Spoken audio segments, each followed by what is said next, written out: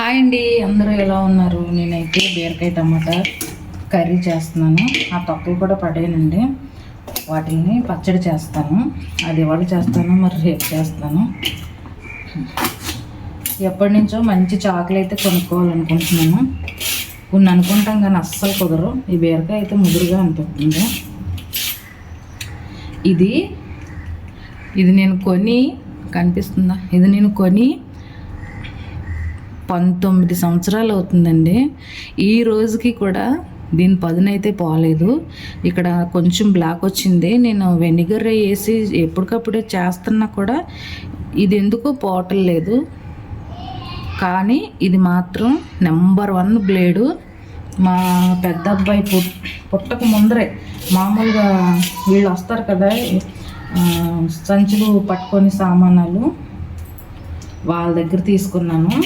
20 రూపాయలు. దీని ముందు ఎన్నైనా సరే అవే పోయినాయి, కానీ ఇది మాత్రం అస్సలు ఈనాటికి కూడా కొన్నప్పుడు ఎలాగైతే పనిచేసిందో ఇప్పుడు కూడా అలాగే పనిచేస్తుందండి. ఎలాగైనా కొంచెం అప్పుడు వస్తువులు చాలా గట్టిగా ఉంటాయి.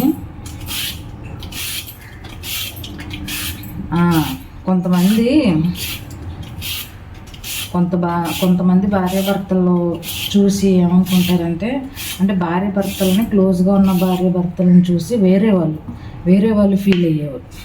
అది ఆడకే మక్కే ఇద్దరికే వర్తిచ్చిద్ది. వాళ్ళు అనుకుంటారు, అబ్బా అసలు వీళ్ళు పట్టు చీరలు కట్టుకొని వాళ్ళ ఆయన మంచిగా రెడీ అయ్యి ఎంత బాగా బయటకు వచ్చారు. ఇలా కదా ఉండాలి భార్యాభర్తలు అంటే. మా ఆయన ఉన్నాడు, ఎందుకు ఎప్పుడు ఏదో ఒకటి అంటూనే ఉంటాడు అనుకుంటారు. అసలు మీరు అనుకునేది రాంగ్ అండి. అంటే అందరికీ వర్తించకపోవచ్చేమో. ఒకసారి కథల్లోకి వెళ్ళి చూసుకోండి. మీ ఆయన కూడా మిమ్మల్ని ఎప్పుడొకప్పుడు అలాగా చెప్పే ఉంటాడు, మీరు కూడా ఖచ్చితంగా వెళ్ళే ఉంటారు. ఇంకో విషయం చెప్పమంటారా? మనం చూసేదంతా నిజం కాదు. నేను కూడా అలాగే చాలాసార్లు పొరపడ్డాను. అబ్బా వాళ్ళ ఆయన చూడు ఎంత బాగా తీసుకుంటాడో అని. వాళ్ళు అప్పుడు దాకా కూడా గొడవ ఆడుకొని కొంతమంది లైఫ్ స్టైల్, ఇక బయటికి వెళ్తున్నాం టైం అవుతుంది అనగా గబుక్కుమంట ఫేస్ వాష్ చేసుకొని ఇంకేం జరగదన్నట్టు ఆ బయటికి వెళ్ళాలి తప్పదు. చక్కగా నమ్మకం పెట్టుకొని బయటకు వస్తారు పాపం. అంతకు మాత్రమే ఇంట్లో కూడా వాళ్ళకి ఏం బాధలు లేనట్టు కాదు. వాళ్ళు ఎప్పుడూ దెబ్బలాడుకోలేనట్టు వాళ్ళు కాదని. దెబ్బలాటతో ఎవరికైనా వస్తుంది, రాకుండా ఉండదు. మనం ఒకసారి ఆలోచించుకుంటే, మన అమ్మతో మనం ఎప్పుడు దెబ్బలాడలేదా, మన నాన్నతో మనం ఎప్పుడు దెబ్బలాడలేదా? అంటే మరీ తిట్టుకొని కొట్టుకునేటట్టు కాదు, అసలు మాట ఎప్పుడు వాళ్ళకి మనకి పడకుండా ఉన్న రోజులు కూడా ఉంటాయి కదా. ఇంకా అక్క చెల్లెలతో ఎప్పుడు దెబ్బలాట అవ్వలేదా? అమ్మ మనందరికీ ఒక రకమైన కూరే పెట్టింది, ఒక రకమైన అన్నమే పెట్టింది. అయ్యే చిన్నప్పటి నుంచి తిని మనం పెరిగాం, కానీ మరి వేరువేరుగా ఎందుకున్నాం ఇప్పుడు? ఒక తల్లి కడుపుని పుట్టిన మనకే పడినప్పుడు మొగుడు ఎక్కడో పడతాడు, పెళ్ళం ఎక్కడో పడుతుంది. వాళ్ళకి మాత్రం ఎలా పడుతుందండి చెప్పండి? అయినా కూడా వాళ్ళు కొంతమంది పిల్లల కోసం ఒకరి తప్పులను ఒకరు క్షమించుకొని కలిసి ఉంటారు చూడండి. వాళ్ళు నిజంగా చాలా గ్రేట్ అండి. భార్యాభర్తలు విడిపోవచ్చేమో కానీ అమ్మా నాన్నలు ఎప్పుడు విడిపోకూడదండి. మనం ఎందుకండి మన పిల్లలకి మనం ఆ శిక్ష వేయాలి చెప్పండి? భర్త మీద కోపం వదిలేస్తాం, లేకపోతే ఇంకేదో అవుతుంది. ఆ శిక్ష ఎవరికి పడుతుంది? మనతో పాటు మన బిడ్డలకు కూడా పడుతుంది. అన్యోన్య దంపతులు అంటే వాళ్ళు ఎప్పుడూ దెబ్బలాడుకోలేదని కాదండి. అసలు దెబ్బలాడుకోలేదని ఎవరైనా చెప్పారంటే ఖచ్చితంగా అబద్ధమే. అలా ఏ ఫ్యామిలీ కూడా ఉండదండి. ఏదో ఒక మా ఇబ్బంది అయితే ఉంటుంది ఖచ్చితంగా. వాళ్ళిద్దరూ బాగానే ఉన్నారంటే వాళ్ళిద్దరు సైడ్ బంధువులు కూడా ఉన్నవారు. వాళ్ళు ఏ పొలాలు పెడతా ఉంటారు, అమ్మాయి తెరపళ్ళు అబ్బాయి తెరపళ్ళు. బాధలు ఎవరికైనా ఉంటాయండి, ఉండకుండా ఉండవు. దానికోసం మనం వాళ్ళతో పోల్చుకొని వీళ్ళతో పోల్చుకొని అయ్యో నా జీవితం ఇలా అయిపోయింది ఇలా బాధపడితే బాధే మిగులుతుంది. ఎన్నో జరుగుతాయండి. చెప్పేవాళ్ళకి చాలా ఈజీగానే ఉంటుంది, చేసేవాళ్ళకి తెలుస్తుంది, పడ్డ వాళ్ళకి తెలుస్తుంది అని అనుకోవద్దండి. అన్నీ నేను కూడా పడిన దాన్నే, అన్నీ చూసిన దాన్నే. అసలు నాకు కొద్దిపాటి సుఖమైన మా ఆయన పెళ్లి చేసుకున్నాకే వచ్చింది. నా చిన్నతనంలో అన్నీ రొప్పటం చేయటం, కట్టెలు నరకటం, అసలు కుళాయి కూడా ఉండేది కాదు, పంపు కూడా ఉండేది కాదు. ఇంటికి ఎంత నీరు అవసరం అయితే అంత బోరింగ్ పంపు కొట్టుకొని తీసుకురావాల్సిందే. మళ్ళీ ఇప్పుడు ఇంటికి ఒక బోరింగ్ పంప్ అయినా వేసుకుంటున్నారు. కనీసం ఒక 70 మంది అయినా సరే అక్కడ పంపు కాడ వంతుకు నిలబడాలి. మన వంతు రావాలి, మనకు 2 బిందులు నీళ్లు రావాలి అంటే కనీసం ఒక అరగంట అయినా వెయిట్ చేయాలి.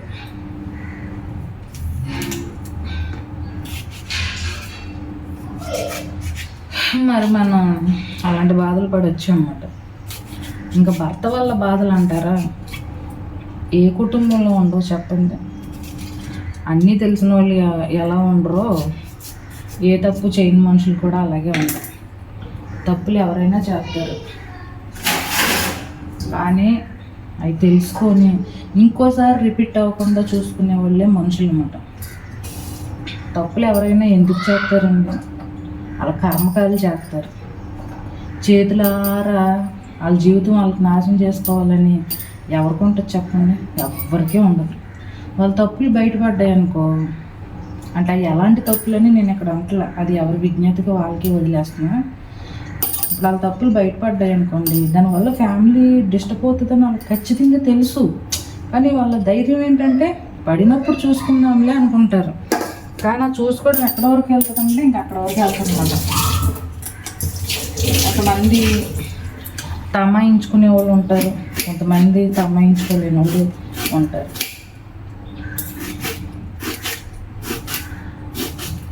వాళ్ళని వీళ్ళని చూసి అబ్బో ఎక్కడి వరకు ఎందుకండి. మా అమ్మ వాళ్ళ చెల్లి భర్త ఉన్నారు. మా అమ్మ మా నాన్న కొద్దిగా గట్టిగా మాట్లాడుకుంటారు అన్నమాట. అస్తమానం మా ఇంటికి వచ్చి వాళ్ళు గొప్పలు చెప్తా ఉండేది. మీరే ఇలా కేకలు వేసుకుంటారు, వాళ్ళు ఏమనుకోరు అసలు. చిన్నానికి గవర్నమెంట్ జాబ్, వాళ్ళకి 4 పిల్లలే, మేము 4 పిల్లలే. వాళ్ళు అసలు ఏమీ అనుకోరు, వాళ్ళు చాలా ఇదిగా ఉంటారు అని. ఈవిడ ఎప్పుడు వెళ్తుందండి వాళ్ళ ఇంటికి? పండక్కో పబ్బానికో వాళ్ళు పిలిచినప్పుడు. ఊరికైతే వెళ్ళిపోదు కదా. అట్లా పండక్కో పబ్బానికి పిలిచి బంధువులను పిలిచి గొడవలైతే ఎవరు పడరు కదా. మా ఇంటికైతే మాత్రం ఎప్పుడు ఒంట్లో బాగోపోయినా వచ్చేది, ఎక్కువ రోజులు ఉండేది. మా అమ్మే ఆవిడకే చేసేది. అందుకని వీళ్ళ విషయాలు ఎక్కువ తెలిసేటి, వాళ్ళ విషయాలు చాలా తక్కువ తెలిసేటి. ఒకసారి ఎందుకో కానీ వెళ్ళి చాలా రోజులు ఉండమాట. పైన బట్టలు ఆరేస్తుందంట. అల్లుడు గారు మరి ఏమైందో తెలీదు, చిన్న కూతురికి చెంప మీద ఒకటి వేసారంట. మా ఇంటికి వచ్చేసి అళ్ళెత్తిపోయానమ్మా, ఏనాడు లేదు, ఎంత మంచోడో అనుకున్నాను. అంటే ఇక్కడ కొట్టడం కరెక్ట్ అని నేను అనట్లేదు, గొడవలు అనేటివి ఉంటాయి అని చెప్పటమే నా ఉద్దేశం.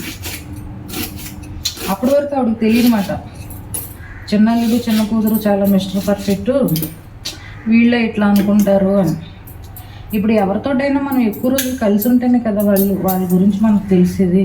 ఏదో చుట్టం చూపుకెళ్ళి వచ్చేసి వాళ్ళు బాగున్నారని సర్టిఫికేట్ ఇచ్చేసేది ఆవిడ. మాకు కొంచెం బాధ వేసేది, మా మామ పద్దాక మా అమ్మని మా నాన్న ఇలా అంటుంది అనేసి. బంధువులు అంటే బంధువులేనండి, పేరుకి అమ్మమ్మ అయినా సరే మాకు ఎప్పుడు ప్రేమ పంచిందే లేదు. అదేదో మాట కూడా అనేది, మీరు సెలెక్ట్ అయిపోవాలి అని. నేను బాగా చిన్నదాన్నమాట.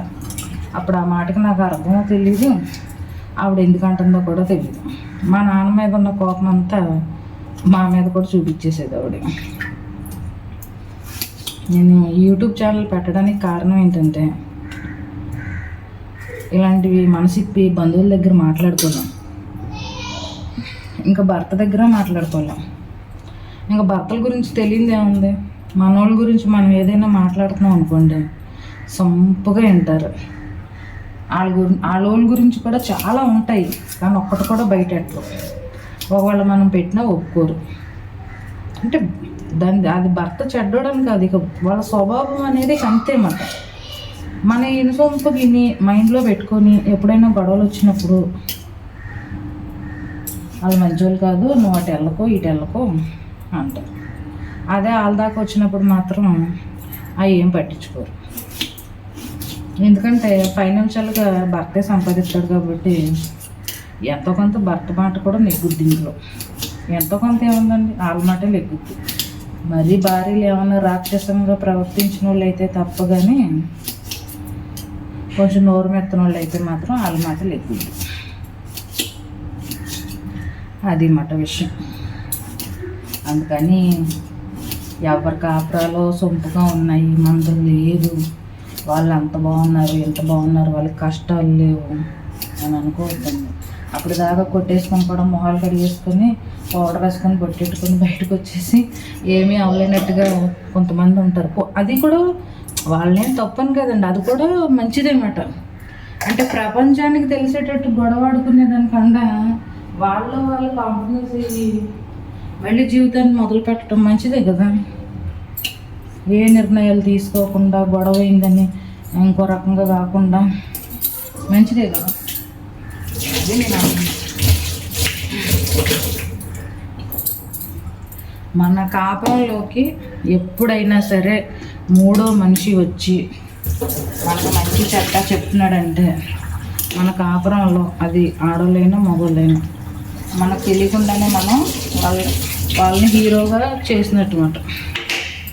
ఓ దెబ్బ కొట్టించుకున్నా మనం కొట్టినా మనమే చూసుకోవాలి, ఎవరిని ఇన్వాల్వ్ చేయకూడదు. ఎందుకంటే మన కాపురం ఉంచుకోవాలో ఓడగొట్టుకోవాలన్నది మనకంటే బాగా ఎవరికీ తెలియదు. ఎందుకంటే ఎవరైనా సరే మన కాపురంలో కొంతవరకు తోడుకోవాలి, ఎంత రిలేషన్ ఉన్నా సరే అసలు పూర్తిగా ఏంటన్నది మన భర్త ఏంటన్నది మనకే తెలుస్తుంది, మన భార్య ఏంటన్నది మనకే తెలుస్తుంది కదా. ఇంకా వేరే వాళ్ళని అడగడం ఎందుకు దాని గురించి. ఒక్కొక్కరు ఉంటారండి మనకు తెలియకుండానే వాళ్ళు మన శత్రువులు, కానీ మనకు తెలియదు వాళ్ళు మన శత్రువులు అని. మనం తెలుసుకునేసరికి చాలా టైం అయిపోతుంది అనమాట, చాలా లేట్ అయిపోతుంది.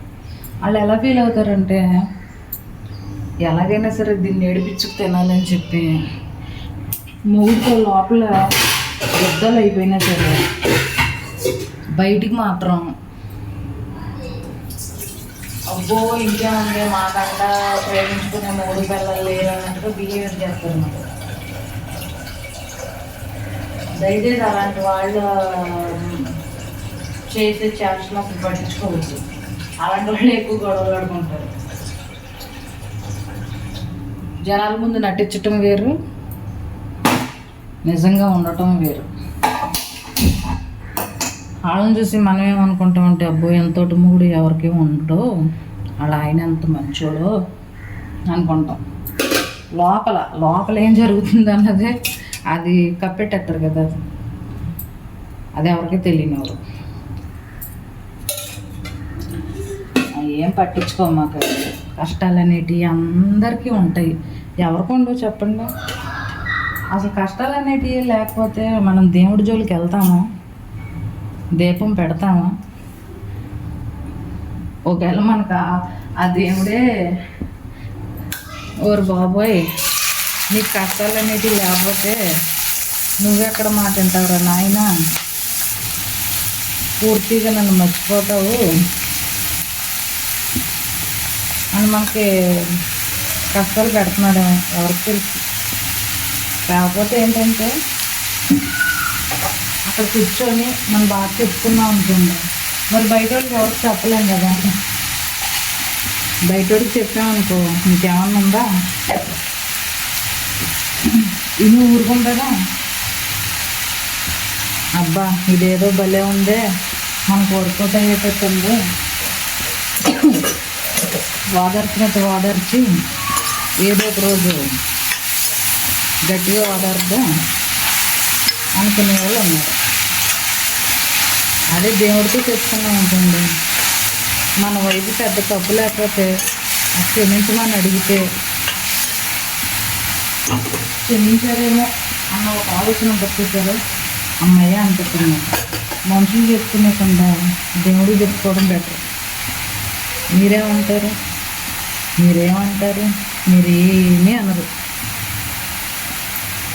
ఊరికే సరదాగా అన్నానండి, ఏమనుకోవద్దు. సీరియస్గా ఇప్పుడు ఒక విషయం చెప్తాను, ఎవరికి తెలియని విషయాలు ఏం కాదు. మరి ఒకప్పుడు కూడా ఇది జరిగేటివో లేదా ఇప్పుడే జరుగుతున్నాయో నాకైతే తెలియదు. కానీ తెలుసు తెలియదని కాదు, కాకపోతే ఇప్పుడు ఏంటంటే ప్రతిదీ కూడా మనకి తెలుసుకునే అవకాశం ఉన్న మూల మరింత తెలుస్తున్నాయేమో అని నాకు అనిపిస్తుంది. ఇంకంతకంటే ఏం లేదు. నా చిన్నతనంలో అంటే నాకు ఒక 10 కూడా ఉండవు, 9, 7 ఉంటాయేమో. అప్పుడు విషయాలు అంటే గుర్తు ఉంటాయి, ఎందుకంటే ఉన్నాయి నాకైతే. ఒక అక్రమ సంబంధం పెట్టుకున్నాన్ని ఎవరో వెళ్ళి చెప్తే, అది శుక్రవారం అక్కడ సంత జరుగుతుంది, వెస్ట్ గోదావరి. పెద్ద కత్తి తీసుకొని తలుపులు బాధేసరికి ఆయనేమో జంప్ అయిపోయాడు, ఆవిడేమో గబుక్కుమంట వేరే రూమ్లోకి వెళ్ళిపోయి తలుపేసేసుకొని సేఫ్ అయిపోయింది. ఆమెను నరకాలని వచ్చిన కోపం మీద ఆవిడ దొరకపోయేసరికి ఈయన్ని నరికేశాడు. మరి ఎందుకు అలా చేశారన్నది నాకు తెలీదు. ఎడ్ల బండి మీద ఒక కర్రకి ఆయన్ని నిలబెట్టి కట్టి ఆ కత్తి పక్కన పెట్టి ఊరంతా ఊరేగిచ్చారు. మరి ఎందుకు అలా చేశారో నాకైతే తెలీదు. ఇవి అప్పటి నుంచి ఉన్నాయి, కాకపోతే కొంచెం తక్కువేమో. కుటుంబాలని ధ్వంసం చేసే అక్రమ సంబంధాలు వద్దండి. చిన్న గొడవ వచ్చింది కదా అనేసి భర్తని వదులుకునే ప్రయత్నం ఎవరూ చేయొద్దు. ఎందుకంటే ఒకవేళ మీకు ఇంకా పిల్లలు కలగలేదు, మీ మనసుకి చాలా కష్టంగా అనిపించింది, ఓకే, మీకు ఇంకో ఆప్షన్ ఉంటే ఏమో చెప్పలేం. కానీ అంటే మళ్ళీ ఇక్కడ తప్పుగా అనుకోవద్దండి. ఇప్పుడు పిల్లలు ఉన్నారు కదా అని కాంప్రమైజ్ అయ్యామనుకోండి, ఒక తప్పుతో ఆగకపోతే ఏంటి పరిస్థితి అని. అలా ఆగకపోతే వద్దండి, ఎందుకంటే ఆ బాధ ఎవరూ భరించలేము అసలు. ఒకవేళ మన అదృష్టం బాగుండి తప్పు తెలుసుకొని వెనక్కి వచ్చి ఇక భార్య పిల్లలే ప్రపంచంగా బతకాలని అనుకున్నప్పుడు కూడా మనం తలపొగరుతో వద్దు అనుకుని దూరం చేసుకుంటే అది మన తప్పే అవుతుంది కదండి. మనతో పాటు మన పిల్లలకి మనం శిక్ష చేసినట్టే. పిల్లలకి ఏం తెలియదు కదండి. ఈ విషయాలు ఏమన్నా బయటపడేదాకా కూడా వాళ్ళకి అమ్మన్నా ఇష్టమే, నాన్నన్నా ఇష్టమే. ఇప్పుడు సడన్గా ఒకళ్ళని వదిలేసి ఒకరితోటే ఉండాలి అంటే వాళ్ళకి ఎంత నరకం ఉందో ఒకసారి ఆలోచించండి. అదే ఏమీ జరగలేదు, ఏమీ అవ్వలేదు అని కాస్త స్థిమితంగా కూర్చొని ఆలోచించుకొని మన జీవితాన్ని మనం మళ్ళీ మొదటి నుంచి స్టార్ట్ చేద్దామని మంచి నిర్ణయం తీసుకుంటే ఎన్ని కాపురాలు చక్కబడతాయండి. ఇలాంటివి ఎప్పుడూ ఉన్నాయండి. ఇప్పుడు ఇవాళ ఏం కొత్తగా వచ్చినాయి కాదు. వాళ్ళు తప్పులు ఎందుకు చేస్తారండి? మనం మాట్లాడుకోవాలని చేస్తారా? వాళ్ళ రాత బాగోకపోతే ఎప్పుడు చేయలేని వాళ్ళు కూడా చేస్తారు, ఎప్పుడు నడవలేని వాళ్ళు కూడా నడుపుతారు. కాలం ఎప్పుడు ఎవరిని శిక్షించిద్దో ఎటు నడిపించిద్దో ఎవ్వరికీ తెలియదు. ఇవాళ మనం ఎంత బాగున్నాం, రేపు ఎలా ఉంటామో తెలియదు. ఇవాళ మనకి మా దేవుడు ఎంత మంచి బుద్ధి నడిపిస్తున్నాడు, రేపు మన బుద్ధి ఎలా ఉంటుందో తెలియదు. ఒళ్ళు కొవ్వెక్కి చేసేవాళ్ళు కొంతమంది ఉంటారండి. అంటే వాళ్ళల్లో మనకి తెలియని కూడా కొన్ని ఉంటాయి. ఇప్పుడు సపోజ్ ఒక ఆడదానికి చాలా పిల్లలు ఉన్నారు, భర్త సరిలేడు, కష్టం వచ్చింది, ఒక అన్నగా ఆదుకునేవాడు ఎవరైనా ఉన్నాడా చెప్పండి? ఏదో ఆశించి అయితే ఆదుకుంటాడు. ఒక అన్నగా ఆదుకుంటే ఆడ తప్పు చేయాల్సిన అవసరం ఉండదు. ఒకవేళ ఒక అన్నగా ఎవడైనా నిజంగా ఆదుకున్నా సరే ఈ సమాజం అన్న చెల్లెలు రిలేషన్ అయితేనే అంత తోసేస్తున్నాడా, అంత పెట్టేస్తున్నాడా అని తప్పుగా మాట్లాడుకుంటాం. మరి జనాలు ఇలా ఉన్నప్పుడు వాళ్ళు మాత్రం ఏం చేస్తారు చెప్పండి? అదే నిజం చేస్తే బాగుండని కొంతమంది అనుకుంటున్నారు. అసలు చేసేవాళ్ళకంటే చెప్పుకున్న వాళ్ళకి ఎక్కువ పాపం అంటండి. దయచేసి మన జీవితాలని మనమే సరి చేసుకుందాం, మన భర్తల్ని మనమే కాపాడుకుందాం. చాలామంది అంటారు, నీకు నా మీద అనుమానం, నా ఫోన్లు చెక్ చేస్తావు, అవి చెక్ చేస్తావు, ఇవి చెక్ చేస్తావు అని. అనుమానం కాదండి, ఇప్పుడు చూస్తున్నాం కదా జీవితం ఏడ చేయి జారిపోతుందో, ఆళ్ళీళ్ళు పడుతున్న బాధ మాకెక్కడ వస్తుందో. మరి ఇవన్నీ భయాలే కదా. ఇప్పుడు నీ దగ్గర డబ్బు లేదు, నువ్వు చేతకానోడివి, నిన్ను 100 మంది ఆడవాళ్ళ మధ్యన వదిలేసినా ఎవరో కావాలని అనుకోరు. నువ్వు సంపాదిస్తున్నావు, కాస్త కోస్త అందంగా ఉంటావు, కాళ్ళు చేతులు బాగున్నాయి, ఎవరో ఏ కష్టంలో ఉన్నవాళ్ళు ఏదో దేనికైనా ఉపయోగపడతాడు అనుకుంటారు కదా. ఆ ఉపయోగపడడం ఎక్కడి వరకు వెళ్తుందంటే వాళ్ళకి మాత్రమే ఉపయోగపడి మేము రోడ్డు మీదకి వచ్చేలాగా అంతలాగా అయిపోద్ది మాకు. ఈ దిక్కుమాల ఫోన్లు ఉన్నాయి చూసారండి, ఈ ఫోన్లలో మాట్లాడుకొని ఫస్ట్ మామూలుగా మర్యాదగా ఏవండి అని మాట్లాడుకొని కిరికి ఇంట్లో వాళ్ళకి తెలియకుండా పాస్వర్డ్లు పెట్టేసుకుని అక్రమ సంబంధాలకు పాల్పడుతున్నారు. దయచేసి ఫోనుల్లో ఆడవాళ్ళైనా సరే మగవాళ్ళైనా సరే అసలు మీ నెంబర్లో ఎవరికి ఇవ్వద్దు. ఫస్ట్ అవసరానికి మించి ఒకవేళ ఎవరైనా మీ నెంబర్ ఇవ్వండి అని ఏదైనా అవసరం మీద అడిగారు అనుకోండి, మీ మగవాళ్ళ నెంబర్ ఉంటుంది కదా ఇంట్లోనే, వాళ్ళ నెంబర్ ఇవ్వండి. ఒకవేళ ఆడవాళ్ళు ఎవరైనా ఏదైనా ఎంక్వైరీకి దేనికైనా వచ్చి అడిగారు అనుకోండి, మీ ఇంట్లో మీ భార్య నెంబర్ ఉంటుంది కదా, వాళ్ళ నెంబర్ ఇవ్వండి. అమ్మాయి నెంబర్ అడిగారు, నెంబర్ ఇచ్చాను అని ఇలా చంకలు గుద్దుకోవద్దు దయచేసి.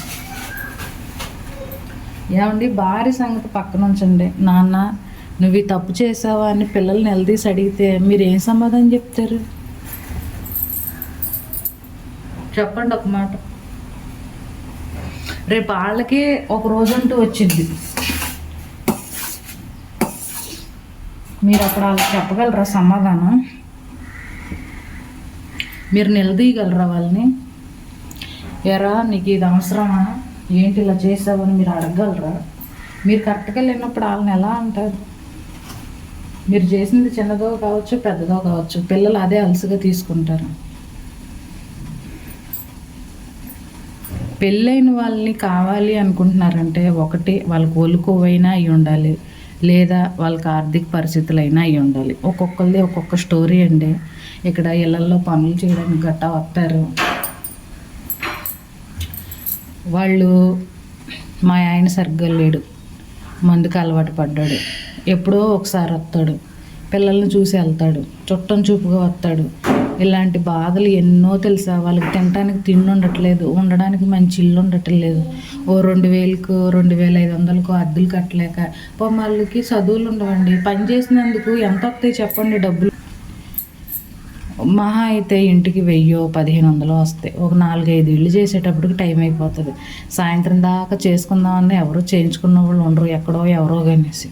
ఒక 10,000 సంపాదించడం వాళ్ళకి ఎంత కష్టమో తెలుసండి. ఆ 10,000లో పిల్లల్ని చదివించుకోవాలి, అద్దెలు కట్టుకోవాలి, కరెంటు బిల్లు. ఈడేమో పిల్లల్ని ఇక్కడ అప్పచెప్పేసి ఎక్కడో ఎవరినో పోషిస్తానికి వెళ్తాడండి. వీడికి పుట్టిన పిల్లలు వీడికి గుర్తుకురారు.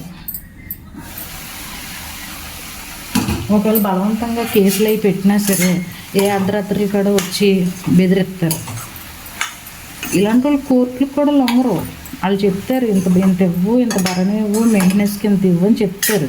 అవి ఏ గవర్నమెంట్ ఉద్యోగాలు ఉంటాయి చూసారా, వాళ్ళకైతే వర్తిచ్చిద్ది, జీతం నుంచి కట్ అవుతుంది. వీళ్ళు అప్పుడు దాకా 10,000-15,000 పని చేస్తామంటారా, కోర్టుల్లో ఎక్కగానే అయ్యో నాకు 4,000 వస్తాయండి, ఆ పని కూడా ఒక రోజు ఉంటే ఒక రోజు ఉండదు, నాకే తింటానికి లేదు. మరి నీకే తింటానికి లేని ఎదవే నువ్వు పెళ్ళి ఎందుకు చేసుకున్నావు, 2 పిల్లలు ఎందుకు కన్నావు? నీకు తినడానికి తెకనా లేనప్పుడు మరి ఇంకొక దాన్ని ఎలా ఉంచుకున్నావు? నిజంగా వాళ్ళని చూస్తుంటే ఎంత బాధ అనిపిస్తుందంటే అండి నాకు, ఆ పిల్లలకు కూడా పాపం వేసుకోవడానికి సరైన బట్టలు ఉండో, చెప్పులు ఉండో, ఎండల్లో ఇంటికాడ చూసేవాళ్ళు ఎవరు లేక వాళ్ళని కూడా తీసుకొని వస్తారు.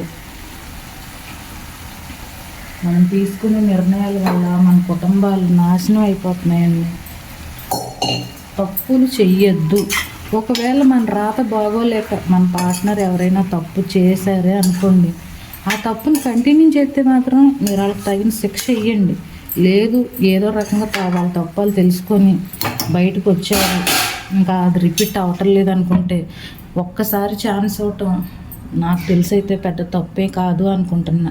ఎందుకంటే వాళ్ళు చేశారని మనం చేస్తే మన పిల్లలు తల ఎక్కడ పెట్టుకుంటారు చెప్పండి.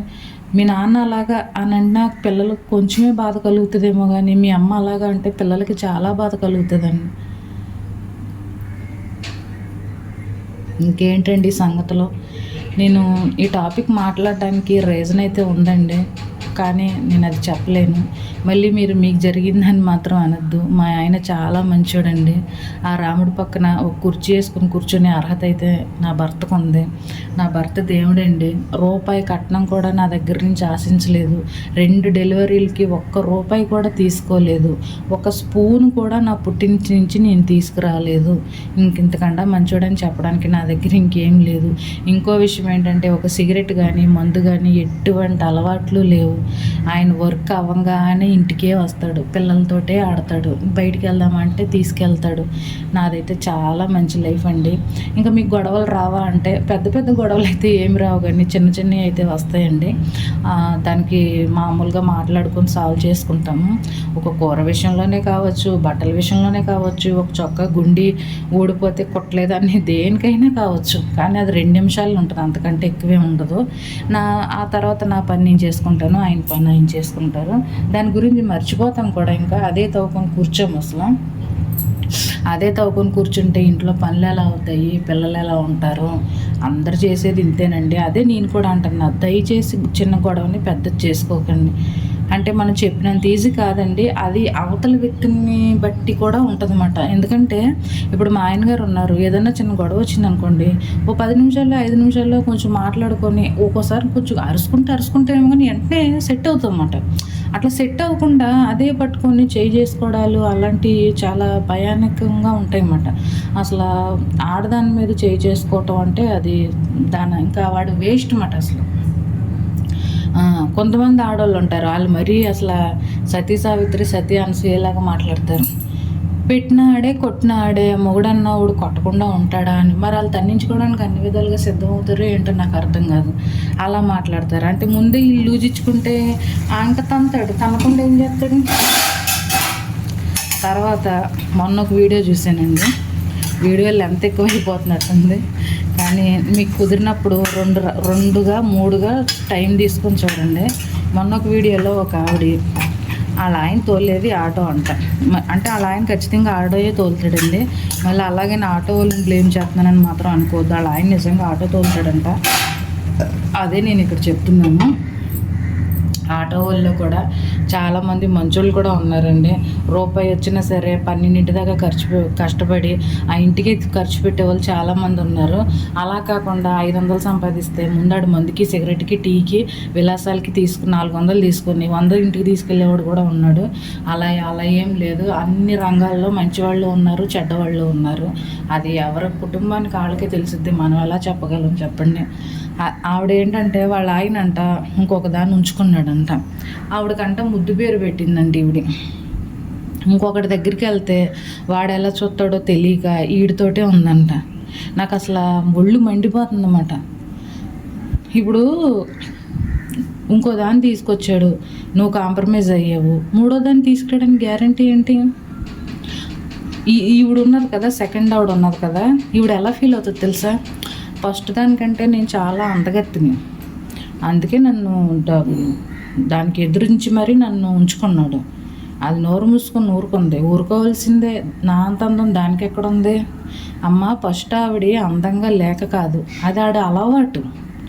ఎప్పుడు అవకాశం దొరుకుతుందా అని చూశాడు. నువ్వు దొరికావు గొర్రెలాగా, నిన్ను మోసం చేశాడు. రేపు 3వ దాన్ని తీసుకొస్తాడు. నేను తీసుకొచ్చినప్పుడు ఫస్ట్ ఆవిడ కాంప్రమైజ్ అయింది కదా, ఇప్పుడు ఇద్దరు అవ్వండి అంటాడు. ఏ తాళి కట్టిందాయే నోరు మూసుకుని ఊరుకున్నప్పుడు నువ్వెవరో నన్ను అడగడానికి? ఇద్దరు కాంప్రమైజ్ అవ్వండి అంటాడు. మీ ముగ్గురికి 3 కుట్టి మిషన్లు కుట్టిస్తాడు. అవి మీరు కుడుతూ ఆడిని పోషించండి. పిల్లల్ని కనడానికి తప్ప ఇంక దేనికి పనికిరాడనమాట. ఈ భార్య ఉండగా వేరే వాళ్ళని ఉంచుకోవడాలు ఏంటండి, నాకు అర్థం కాదు అసలు. మళ్ళీ ఆవిడ చూడటానికి తెల్లగా ఉంది, మాటకారి, మంచి ఆవిడ, చిన్న వయసులోనే పెళ్ళయింది.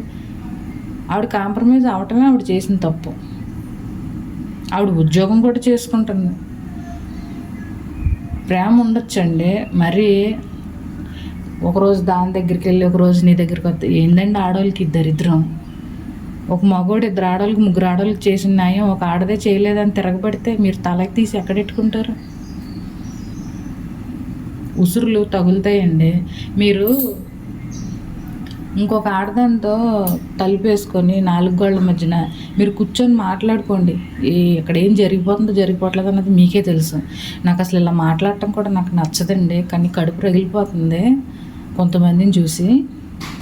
ఇప్పుడు మీ భార్య తలుపు బయట ఉంచుకొని ఇహిహి అని నవ్వుతుందా? ఒకసారి మీ మనస్సాక్షిని మీరు అడగండి, ఎంత కుమిలిద్ది ఆ ఉసురు మీకు తగలదా? ఒకసారి చెప్పుద్ది ఈ పని మాను నాకు బాధ వేస్తుందని, 2 సార్లు చెప్పుద్ది, 3 సార్లు చెప్పుద్ది. వీడు ఎనడో. ఆవిడ కూడా నేను తలుపు బయటెట్టి బెడ్రూమ్లో ఇంకొకరిని తీసుకొని కూర్చొని మాట్లాడుకుని నేనేం చేయలేదు అంటది. నువ్వు నమ్ముతావా? నువ్వు ఊరుకుంటావా? ఆ మాట వింటేనే రక్తం ఉడికిపోతుంది కదా. ఇక్కడ ఆడ మగ తేడా, కానీ మనసు అయితే ఇద్దరికీ ఒకటేనండి. 3వ పర్సన్ తీసుకొస్తే ఎవరైనా బాధపడతారు. ఇంకొక విషయం అండి, వీడియోలు ఎంత ఎక్కువైనా సరే నేనైతే చెప్పాలనుకుంటున్నాను. కొంతమంది చేసే తప్పు ఏంటో తెలుసా? వాళ్ళనైతే నాకు మరి ఎందుకో నచ్చదండి అసలు. నాకు ఆ టైప్ క్యారెక్టరే నాకు అసలు నచ్చదు. వీళ్ళిద్దరికీ పెళ్ళయ్యి ఒక 6-7 సంవత్సరాలు అవుతుందన్నమాట. వీళ్ళకి పిల్లలు పుట్టరు. హాస్పిటల్కి వెళ్ళి ఇంకో రకంగా ట్రై చేయొచ్చు, లేదా ఇంకో రకంగా ట్రై చేయొచ్చు, లేదా ఎవరైనా దత్తత తీసుకోవచ్చు. ఇవేమీ వీళ్ళకి అక్కర్లేదు. వెంటనే ఇంకో దాన్ని పెళ్లి చేసేసుకొని దీనికి నరకం చూపించేసి వాళ్ళతో ఒక 2 3 కనేద్దాం అని ఫిక్స్ అయిపోతారు. ఇప్పుడు నీ భార్యని పెళ్లి చేసుకోకముందు ఈవిడికి పిల్లలు పుట్టరా నేను ఏం ముందుగా టెస్టులు చేయించుకోలేదుగా, నీకు తెలియదు కదా ఆ విషయం. మరి అలాగే ఇప్పుడు ఇంకొక దాన్ని పెళ్లి చేసుకుంటున్నావు, ఆమెకి టెస్ట్లు ఏమైనా చేపిస్తున్నావా? అంటే నీకు ఇక్కడ భార్య ఇంపార్టెంట్ కాదు, పిల్లలు ఇంపార్టెంట్. అప్పుడు పిల్లల్ని దత్తత తీసుకుంటే సరిపోతుంది కదా.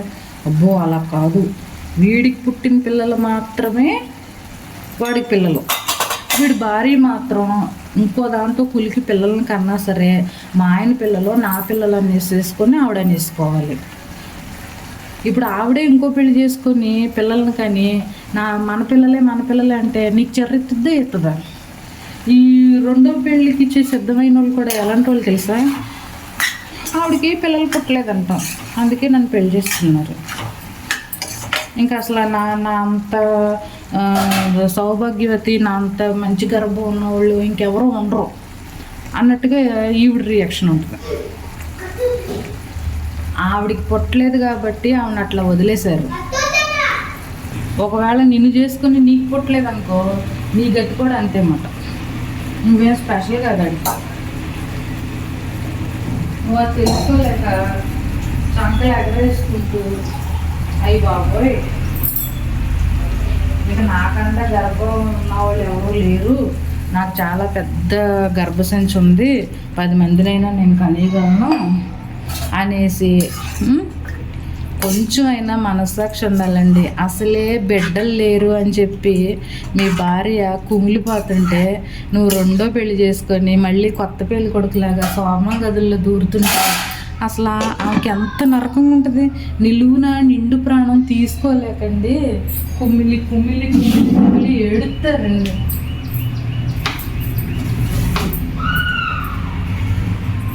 నువ్వు లోపలికి వెళ్ళి ఏం చేయట్లేదంటే రేపు మాపో పిల్లలు వస్తారు కదా, ఏం చేయట్లేదండి ఎలా చెప్తావు నువ్వు? ఏదో చేయడానికే కదా వెళ్ళావు. బయట తలుపు బయట ఉండి అంత ఏడుస్తారో తెలుసా? తప్పండి అది. మీకు పిల్లలు పుట్టలేదనుకో, ఈ రోజుల్లో బోల్డ్ ఉన్నాయి. దత్తత తీసుకుని పోని ఎవరినైనా. రోడ్ల మీద వదిలేస్తున్నారు అనాథ బిడ్డల్ని. అలాంటి వాళ్ళు ఎవరికైనా జీవితం ఇవ్వండి. మీ భార్య కూడా ఎంతో సంతోషపడుతుంది కదా. ఇప్పుడు ఇద్దరికి కల్మషం లేని బిడ్డ దొరికింది, అది ఎవరి సొత్తు కాదు, మీ ఇద్దరు సొత్తు. అలా కాకుండా నువ్వు వేరే దాంతో కన్నా పిల్లలు, ఆవిడ పిల్లలు ఎలాగైపోతారు? అక్కడ ఆవిడ పిల్లల మీద పగబట్టడం కాదు, ఆ బాధ ఉంటుంది చూసారా, ఆ బాధ ఆ పిల్లల మీద శత్రువులకు కూడా మారొచ్చున్నట్టు. దయచేసి పిల్లలు పుట్టలేదు, మా ఆవిడకి లోపం ఉంది అని ఎవడైనా సంబంధానికి ఇచ్చాడనుకోండి, వాళ్ళకి ఎలా బుద్ధి చెప్తారంటే అలా బుద్ధి చెప్పండి. ఇప్పుడు ఆవిడకి పుట్టలేదు, లోపం ఈడిదో ఆమెదో కూడా తెలియదు కదా. మీకు పుట్టలేదు అనుకో, మీ బతుకులు కూడా అలాగే నడు రోడ్డు మీద వదిలేసి అప్పుడు మూడో దాన్ని చేసుకుంటారా? దత్తత అనే ఒక ఆప్షన్ ఉంది, దానికి ఎందుకు వెళ్ళరు? మగోడు మెంటాలిటీ అంటే అందరిదే కాదండి. నిజంగా పిల్లలు పుట్టినా పుట్టకపోయినా సరే చేసుకున్న భార్య కట్టతడి పెట్టకూడదని, ఎంత పిల్లలు కూడా వద్దమ్మా నువ్వే నా బిడ్డవి అనే భర్తలు ఉన్నారండి, లేకపోలేదు. ఎవడో ఎక్కడో అలా చేసాడని అందరూ అలా లేరు.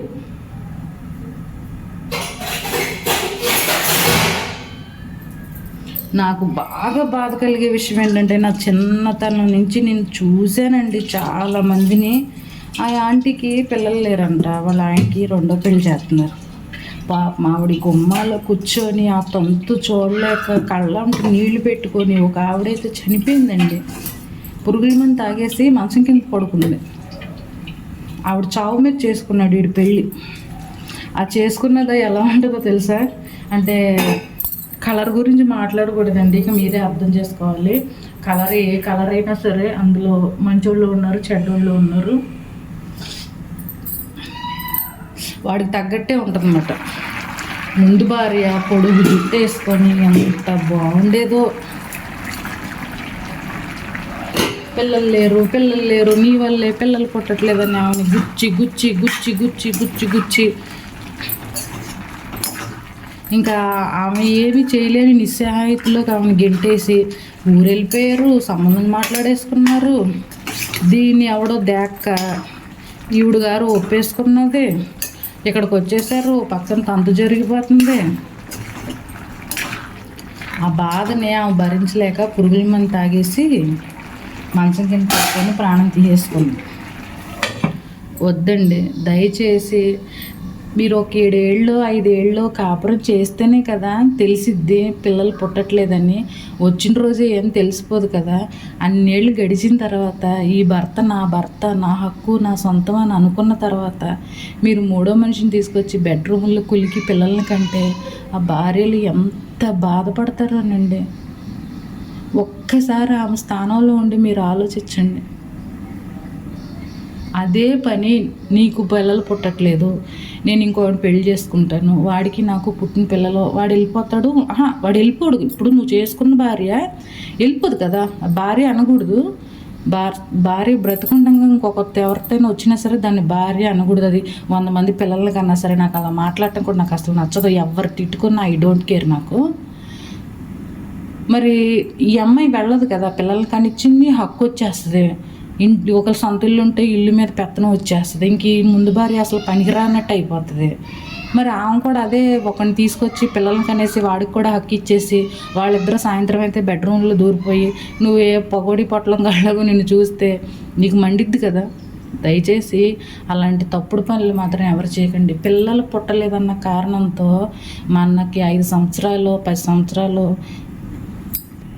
కలిసి ఈ 5 సంవత్సరాల్లో మనకి రోగం వచ్చినా రొప్పు వచ్చినా మనకు అడుగులకు మడుగులు ఎత్తిన భార్య సడన్గా పిల్లలు పుట్టలేదని చెప్పి నువ్వు బొమ్మవే అమ్మవు కాదు, నువ్వు నాకు దేనికి పనికిరావు అని చెప్పి ఆమెను పక్కన పెట్టి ఇంకో పడుచు పిండిని తెచ్చుకొని ఆ వచ్చిన వాళ్ళకి బుద్ధి ఉండదండి నిజంగాను.